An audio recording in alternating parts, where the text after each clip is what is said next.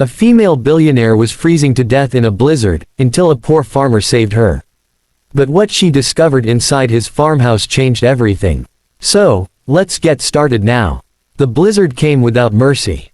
Snow whipped sideways across the empty highway, turning the world into a white blur where even the horizon disappeared.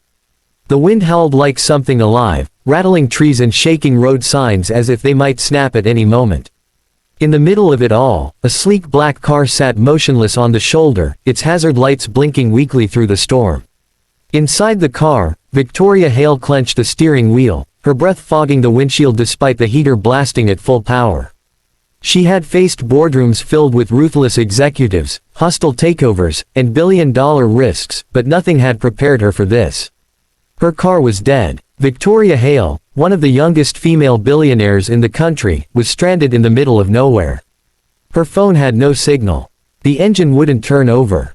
Snow piled higher by the minute, threatening to bury the car entirely. She wrapped her coat tighter around herself, the expensive fabric suddenly feeling useless against the raw force of nature. She shouldn't have taken this road. Her assistant had warned her. But Victoria had been exhausted, eager to escape the city for a quiet charity retreat in the countryside. Now, the silence felt dangerous. Just as panic began to creep into her chest, she noticed a faint yellow light in the distance.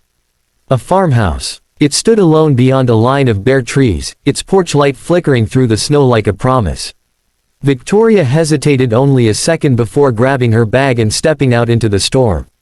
The cold hit her like a wall, stealing her breath, but she forced herself forward, boots sinking deep into the snow. By the time she reached the porch, her fingers were numb and her legs burned from the effort. She knocked once, then again, harder this time. The door opened slowly. A man stood there, tall and broad-shouldered, wearing worn work clothes and a heavy coat dusted with snow. His face was weathered, marked by years of hard labor, but his eyes were sharp and alert. "Yes?" he asked cautiously. "My car broke down," Victoria said, her voice trembling from the cold. "There's a blizzard. I just need somewhere warm.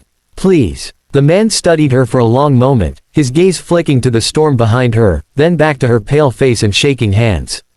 "Come in," he said finally, stepping aside. Warmth wrapped around her the moment she crossed the threshold.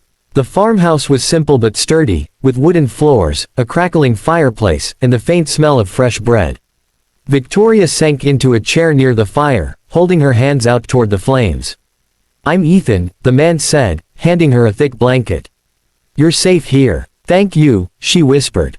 "I'm Victoria." He nodded, as if names were just names. He made her tea, strong and hot, and placed it in her hands without ceremony. She noticed how quiet he was, how deliberate his movements seemed. There was kindness there, but also something guarded, something heavy beneath the surface. Outside, the storm grew worse. "You can't leave tonight," Ethan said after checking the windows. "Roads are blocked. Even if I had a truck, it'd be suicide to go out there."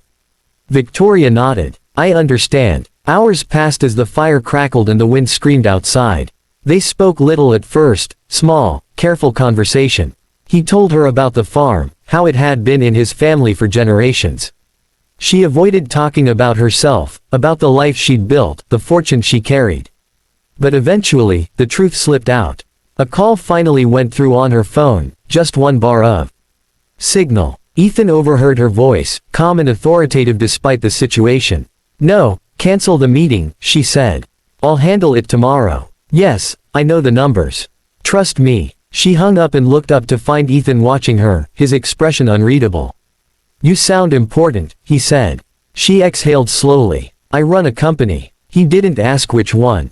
Didn't ask how big. Just nodded. That made her uneasy in a way she couldn't explain. The night stretched on. The power flickered once, then twice, before cutting out completely. The farmhouse fell into darkness, lit only by the fire. That's when she noticed it. A locked door at the end of the hallway.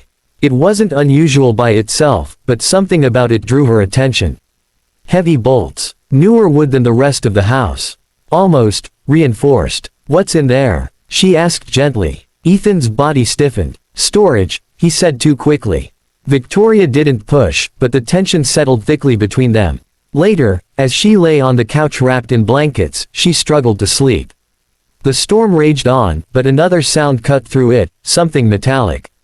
A faint clink, then a muffled thud. She sat up, heart pounding. "Ethan," she called softly. No answer. Against her better judgment, she stood and followed the sound down the hallway. The locked door stood before her, and now she could hear it clearly, breathing. Ragged, human. Fear shot through her. "Ethan," she whispered, louder this time. The door opened suddenly behind her. "Don't," he said sharply. She spun around. His face was pale, eyes filled with something she hadn't seen before, fear. "What's in that room?" she demanded. He looked at her, then at the door, and finally let out a long, broken sigh. "Someone I couldn't let die," he said. Slowly, he unlocked the door. Inside, a man lay on a narrow bed, his leg heavily bandaged, skin pale and slick with sweat. His eyes fluttered open, unfocused. "He crashed near my fields 2 nights ago," Ethan explained. "Badly hurt. No ID. No phone. I called for help, but the storm hit early. Roads closed. I've been taking care of him." Victoria stared at him, her fear mixing with disbelief. "That's not a dark secret," she said. "That's compassion." Ethan shook his head. "You don't understand. That man is wanted. I recognized him from the news." Her stomach dropped. "Wanted for what?" "For exposing the wrong people," Ethan said quietly. "He's a whistleblower. Corporate fraud. Powerful companies. Dangerous ones." Victoria felt her blood run cold. "Why hide him?" she asked. "Because if they find him," Ethan said, "he won't survive." Silence filled the room. Victoria's mind raced. She had spent years navigating the shadows of power, watching how truth could be buried under money and influence. She had seen people disappear, not physically, but professionally, reputationally, financially. And she realized something terrifying. "I know who he is," she said softly. Ethan looked at her sharply. "My company," she continued, almost partnered with one of the corporations he exposed. "I pulled out at the last minute. Something felt wrong. The fire popped in the distance." "You could turn me in," Ethan said. "Call the police. Walk away." Victoria met his gaze. "Or I could help you." He stared at her like she'd spoken another language. "You don't even know me," he said. "I know enough," she replied. "You saved me in a blizzard. You saved him when no one else would. That tells me more than any resume." Morning came slowly. The storm eased, leaving behind a world buried in white. Emergency alerts buzzed on Victoria's phone as signal returned. She made calls. Not to the police. To lawyers. To trusted contacts. To people who still believed in doing the right thing. Within hours, a medical evacuation arrived, quiet. Unmarked. The injured man was taken somewhere safe, somewhere the storm and corruption couldn't reach. When it was over, Ethan stood on the porch, watching the vehicles disappear down the road. "They'll come looking," he said. Victoria stepped beside him. "Not if they don't know where to look." He turned to her. "Who are you really?" She smiled faintly. "Someone who owes you her life.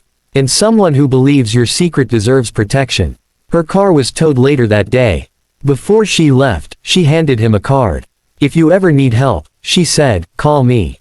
He looked at the name, then at her, eyes widening slightly. "You're her," he said quietly. She nodded. The billionaire and the farmer stood in the snow, worlds apart and closer than either had imagined. As Victoria drove away, she realized something had shifted. Power wasn't just money or influence. Sometimes, it was choosing to stand with the truth, no matter how dark the secret, or how fierce the storm. And in a blizzard that nearly took everything, 2 strangers had found something far more rare. Trust.